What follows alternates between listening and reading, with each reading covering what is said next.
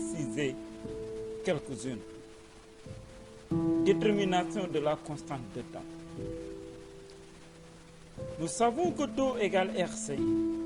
Si on connaît les valeurs de R et de C, une simple multiplication de ces valeurs donne taux.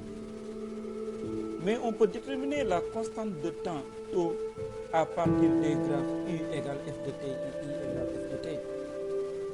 Pour cela, à partir du graphe U égale F de T, nous savons que U égale E facteur de 1 moins exponentielle de moins T sur taux.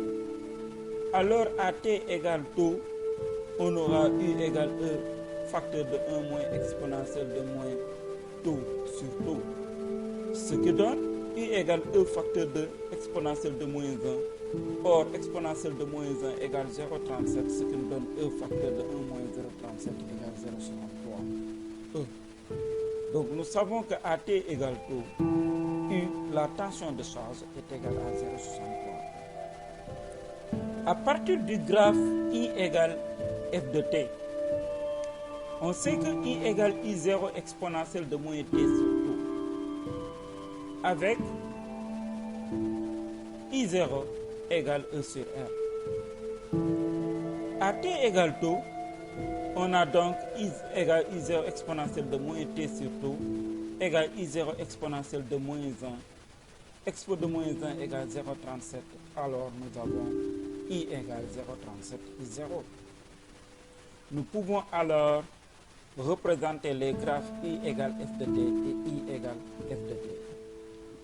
Nous allons donner la représentation graphique de l'allure de la tension U de T du condensateur lors de la charge. Nous savons que à T égale 0, le condensateur n'étant pas encore chargé, IC égale 0. Et si T est grand, le régime permanent est atteint, le condensateur complètement chargé, IC égale E, la force électromotrice du générateur. Nous avons ici l'axe des ordonnées, IC de T en volts. Là, nous avons l'axe des abscisses, T en secondes. L'origine du repère O est ici. Comme nous l'avons dit, AT égale 0, IC égale 0. Alors, la courbe IC de T a l'allure suivante, puisque la tension du condensateur lors de la charge croît progressivement pour atteindre une valeur constante, IC égale E, à T grand T tendant vers l'infini, qui est une asymptote horizontale, IC égale F. À partir du graphe IC égale F de T, nous pouvons déterminer la constante de temps taux. La tangente à l'origine à la date T égale 0 à la courbe coupe l'asymptote horizontale à la date T égale taux. Donc au point d'abscisse taux. Mais nous pouvons déterminer la constante de temps taux d'une autre manière. Comme nous le savons, à la date T égale taux, IC égale 0,63 E. Donc à la date T égale taux, IC égale 0,63 E. La courbe IC égale F de T peut être délimitée en deux parties. Une partie où IC croît au cours du temps pour atteindre sa valeur maximale, c'est ce qu'on appelle le régime transitoire, et une partie où IC est constante et sa valeur va rester de manière permanente constante, c'est ce qu'on appelle le régime permanent. Voilà l'allure de la tension IC égale F. Passons maintenant à la représentation graphique de l'allure de l'intensité I de T lors de la charge. À T égale 0, I égale I0 égale E sur R. Et si T est grand, le régime permanent est atteint, I égale 0. Nous avons ici l'axe des ordonnées I de t en ampères. Là, l'axe des abscisses t en secondes. Et on a l'origine du repère. Comme nous l'avons dit, AT égale 0, I égale I0 égale E sur R. Et notre courbe va débuter en ce point où I est maximal et décroît progressivement pour atteindre une valeur I égale 0 à t. À partir de cette courbe I de t, nous pouvons aussi déterminer la constante de temps tau. Le tracé de la tangente à la date t égale 0 permet de déterminer tau, car cette tangente coupe l'axe des abscisses qui est l'asymptote horizontal à la date t égale 0.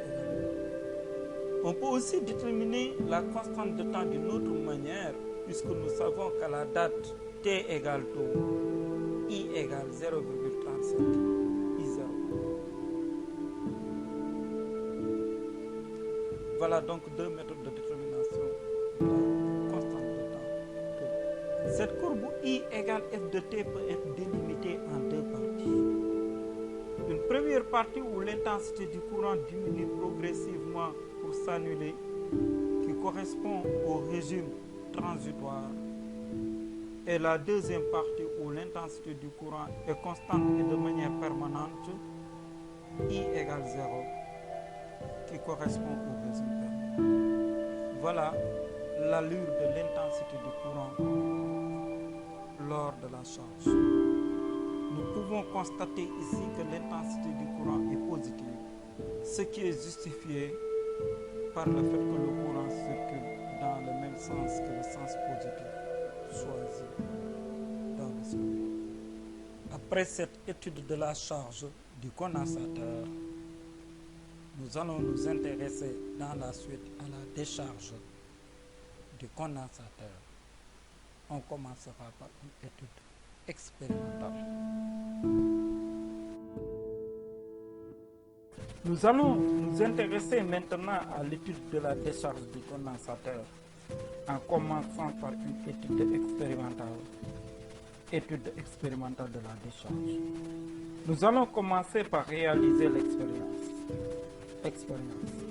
Pour cela, nous considérons le montage initial que voici, où on avait basculé l'inverseur en position 1. Le condensateur complètement chargé, on va basculer l'inverseur brusquement en position 2. Et vous remarquez ainsi que le circuit fermé est ce circuit. Et cette fois-ci, ce circuit-là est ouvert. Le générateur ne fait plus partie du circuit fermé. Nous allons réaliser l'expérience. On va réaliser maintenant la décharge du condensateur. Une fois le condensateur chargé, nous allons basculer l'inverseur en position 2 pour fermer le circuit de décharge. Vous allez observer l'aiguille de l'ampèremètre au même moment. Ensuite, vous regardez la tension affichée par le voltmètre. Ici, le condensateur étant chargé, il affiche 11,14 volts. Sensiblement égal à la tension générateur qui est de 11,2 volts. Donc, observez l'aiguille de l'ampèremètre au moment où on bascule l'inverseur en position 2. Basculons. Nous voyons que l'aiguille de l'ampèremètre dévie vers la gauche et revient au 0. Donc il décède un bref passage de pôle. Tandis que le voltmètre affiche une tension égale à 0 entre le pôle du condensateur. Nous pouvons alors dire que le condensateur est déchargé. Nous allons maintenant voir comment évolue la tension de la décharge du condensateur en animation. Évolution de la tension I de t au cours du temps. Nous avons ici l'axe des ordonnées U de T en volts. Là, nous avons l'axe des abscisses T en secondes. L'origine O des axes. Nous savons que juste avant de basculer l'inverseur en position 2, la tension du condensateur est égale à 1. Donc c'est la tension de décharge à la date T égale 0. Et la tension décroît progressivement au cours du temps pour atteindre la valeur 0 quand T est grand. Nous voyons ainsi que notre courbe peut être subdivisée en deux parties. Une partie où la tension du condensateur qui décroît au cours du temps et une partie où la tension du condensateur est pratiquement constante et nulle de manière permanente. La première partie étant l'origine transitoire, la deuxième partie l'origine permanente. Nous allons maintenant interpréter les faits observés. Interprétation. Pour cela, nous allons considérer le circuit simplifié suivant, où on a enlevé les appareils d'observation, le condensateur étant initialement chargé. Dès que l'interrupteur K est fermé, un courant I circule. La circulation de ce courant est due aux électrons de l'armature inférieure circulant en sens inverse du courant et qui vont venir combler le déficit d'électrons de l'armature supérieure. Le condensateur devient ainsi déchargé et aucun courant ne circule plus dans le circuit. Pour expliquer le sens du courant, déviation du milliampère-mètre vers la gauche, revenons au circuit initial. L'interrupteur étant fermé en position 2, le condensateur initialement chargé, rappelons que le condensateur avait été chargé par le générateur et que la plaque supérieure est la plaque positive, la plaque inférieure la plaque négative. Le courant va alors quitter la plaque chargée positivement, circulant ainsi et traversant le milliampère-mètre dans ce sens. Dans la première situation, lors de la charge, le courant avait traversé le milliampère-mètre dans ce sens. Nous voyons ainsi que lors de la décharge, l'intensité du courant traverse le milliampère-mètre en sens inversé, ce qui explique la déviation vers la gauche, contrairement lors de la charge où le milliampère-mètre avait dévié vers la gauche. Dans la suite, nous allons faire l'étude théorique de la décharge du condensateur en établissant l'équation différentielle du circuit.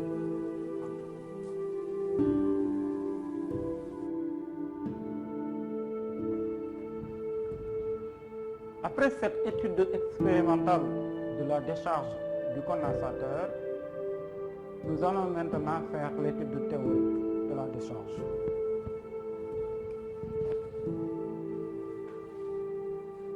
Étude théorique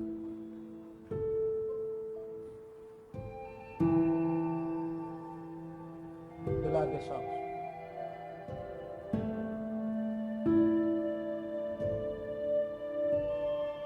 Nous allons commencer par établir l'équation différentielle.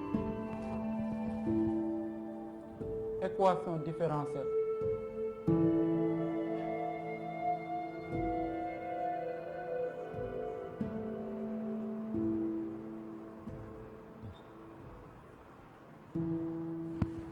Pour cela, on va représenter le circuit de décharge en enlevant les appareils d'observation, à savoir l'ampère-mètre et le voltmètre. Nous avons alors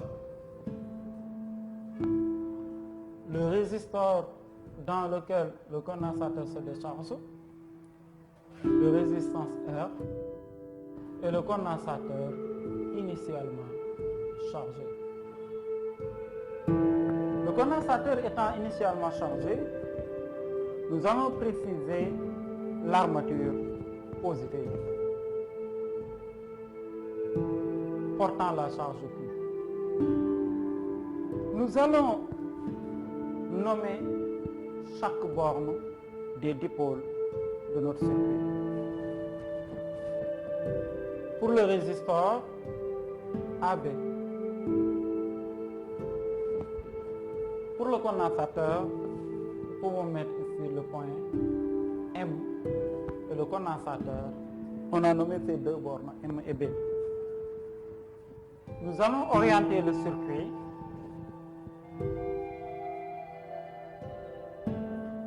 I.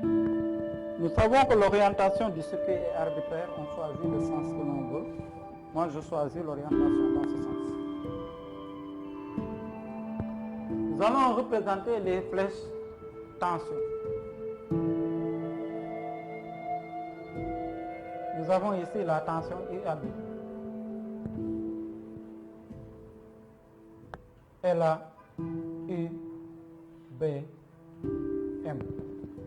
Nous pouvons maintenant donner l'expression de chaque tension des dipôles du circuit. IAB, vu l'orientation, égale RI. Et UBM, la tension du condensateur, égale IC, égale ici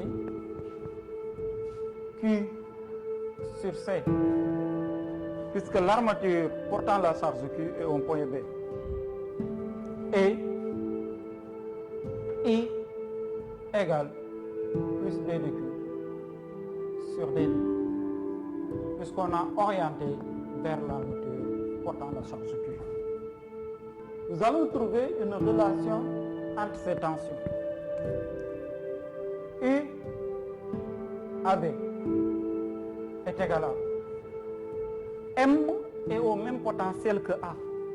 Alors nous pouvons remplacer A par M, UMB. Ceci implique que UAB moins UMB égale 0. Alors UAB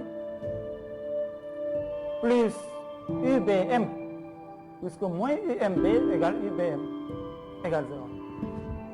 En remplaçant chaque tension par son expression, nous obtenons UAB RI plus UBM Q sur C égale 0. Et nous avons une équation, mais avec deux variables. Nous allons travailler avec une seule variable en remplaçant I par plus D de Q sur dt. Ce qui nous donne R D de Q sur dt, dérivé de la charge par rapport au temps, plus Q sur C égale 0.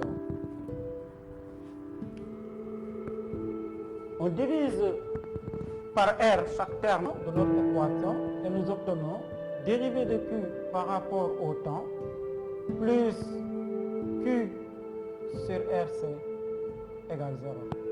Nous avons l'équation différentielle en Q régissant la décharge du condensateur.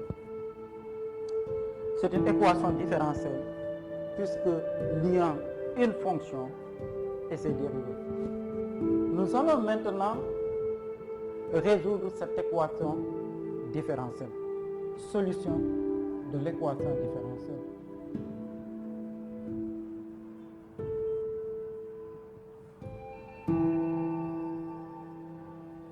Nous avons une équation différentielle du premier ordre à coefficient constant sans second membre. La solution mathématique de cette équation différentielle est de la forme Q égale A exponentielle de moins alpha t avec A différent de 0. Nous allons rappeler les conditions aux limites. À t égale 0, on sait que le condensateur était initialement chargé et que sa charge Q est égale à Q0 égale CE.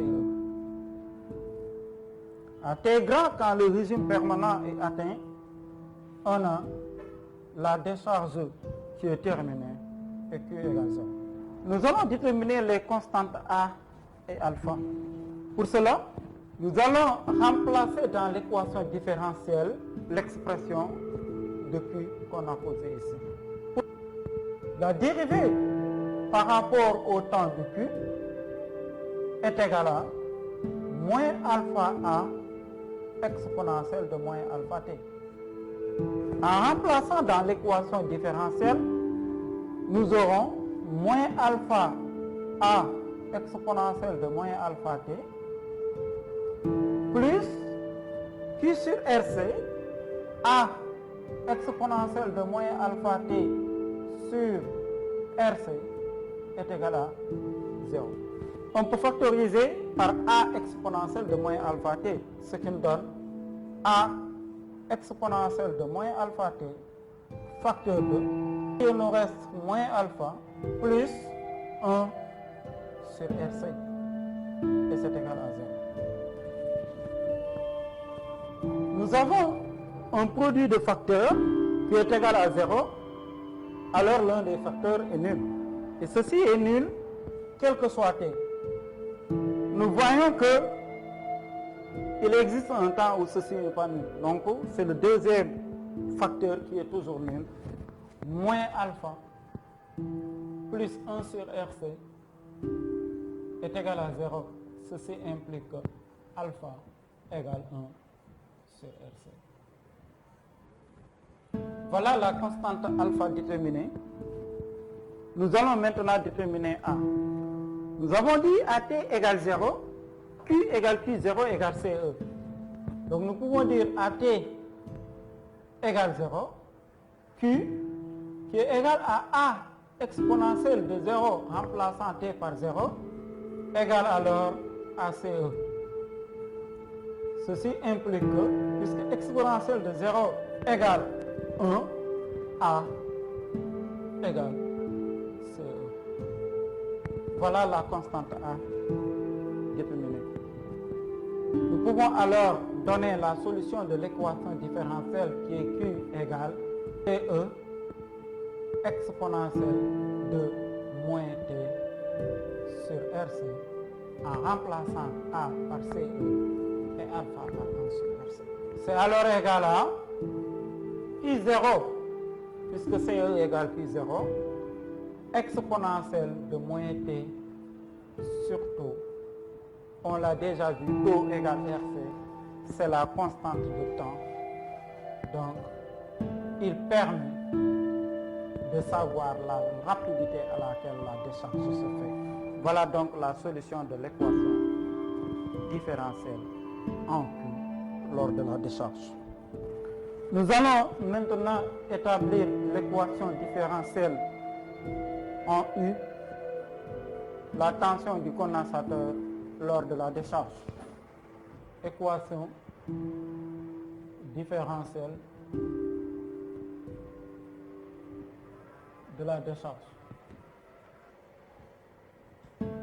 Nous avons déjà établi l'équation différentielle en Q, d de Q sur dt, dérivé de Q par rapport au temps, plus Q sur RC égale 0. On sait que